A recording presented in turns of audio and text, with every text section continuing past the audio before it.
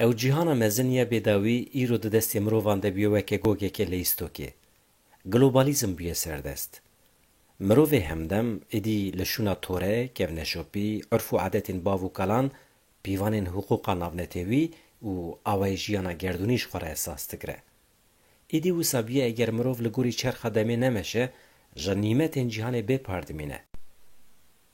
نتوه پرستی جی وکه نجات پرستی ادی بالا مروه همدم نکشینه. حتی ویوه فکرکه که افنار او پاشفرود بینه. اف فرمول جبو سیستمی ولاتان جیوسایه. ریوبریا دولتا نینکا جواکا خواهیه.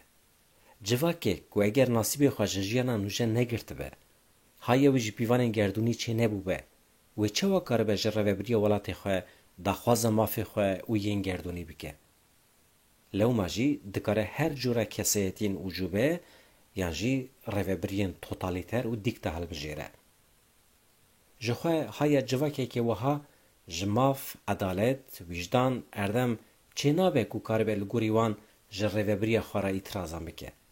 تو چه بده شکر دکه. بوی رازی ده به. اینیسیاتیف شه دستا درد که و نکاره به خودی بریار و ایرادا خواه وانده دکه. دوی دره ده گرینگیا پرورده درد که و هوله. دشارتن ایرو ده جبر پیشکتین تکنولوژیک تکیلین دنابرا مروفان ده وسا حسان بونه گویدی جداهی دنابرا چند و گلین جهان ده هر کود چه کمتر ده. مروف ده در حق هر آلین جهان ده کنگی بخوازه دکاره به خودی آگاهی. اف سردما کو امتدانه فرسندن مزن در خستنا پیشیا کردان.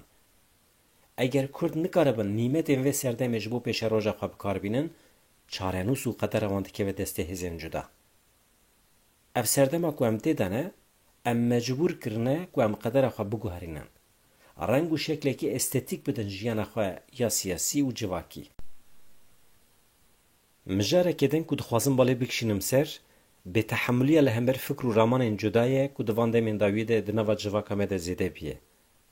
به هر آوای جدایی به طیبتی جیا فکر و رامان اگر وکه دولمندی نیدیتن افدبه سده می پفچونن.